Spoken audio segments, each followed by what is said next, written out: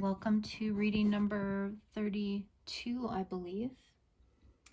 And I've got some beautiful orchids here. They came in a bouquet for my parents. This white rose is on its last legs, but these orchids are amazing. I am going to light this special candle, courtesy of J Pips, as a birthday present. And my birthday was recently, so I got this beautiful candle. It smells like pamplemousse, also known as grapefruit. So here we go today, getting into the third compassion, which is the compassion of recognition. And this comes out of Gabor Maté's book, The Myth of Normal. Let me just see what's happening here. Good. Okay. The compassion of recognition.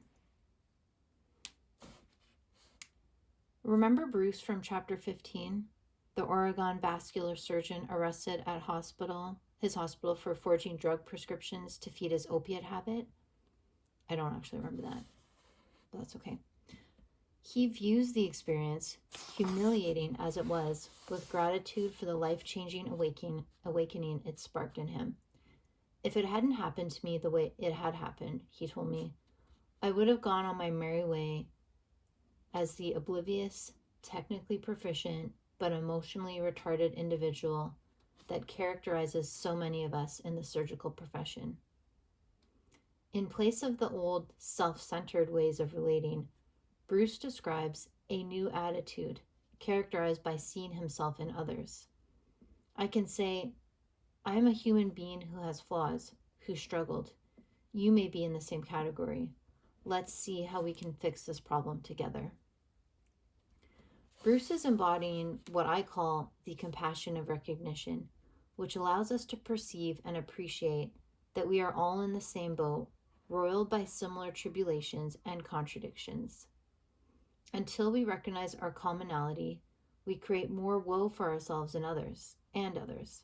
For ourselves, because we increase our distance from our humanity and get caught up in the tense psychological states of judgment and resistance. For others, because we trigger their shame and further their isolation. I'm going to read that again. Until we recognize our commonality, we create more woe for ourselves and others.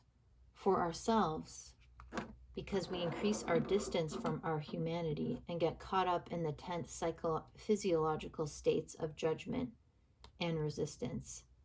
For others, because we trigger their shame and further their isolation. If you are not sure what I mean, the next time you feel intense judgment toward anyone, check in with your body states, the sensations in your chest, belly, throat. Does it feel pleasant? Unlikely, nor is this healthy for you. This is really interesting to me. This is really interesting to me because when I did my art therapy course at the university back in the fall, a lot of the theory is behind using art to activate the felt sense in your body, to get you more in touch with how your body is actually feeling instead of ignoring that and sort of just going on thinking about, what your brain is feeling, what your thoughts are. So this idea of being aware of the sensations in your body, really interesting. And there's some times where I will forget about a stressor, but I'll be doing something and I can feel some tightness in my chest, which is more like some tension. And I'll be like, why do I feel this way again? What's going on? And then I'll remember the thing that I'm feeling bothered about. So I think what I need to do now is figure out what to do with that feeling, how to move through it. So he says, do those feelings feel pleasant? Unlikely, nor is it healthy for you. The lesson is not that you shouldn't judge, since it's not you that's doing it, but rather your automatic mind, or automatic mind. To judge yourself for judging is itself to keep the wheel of shame spinning. Been there, done that. The opportunity is to inquire into your judgmental mind and body state with compassionate curiosity. Healing flows when we are able to view this hurting world as a mirror for our own pain and to allow others to see themselves reflected in us as well. Recognition paving the way for reconnection. Whoa. That was good. Am I right? So, some affirmations for today. The next time I feel intense judgment toward anyone, I will check in with how my body feels. I will not judge myself for judging, but I will have compassionate curiosity towards myself.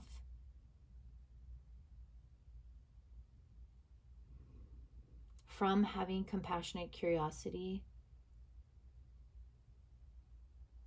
I free myself and allow healing to flow where it needs to.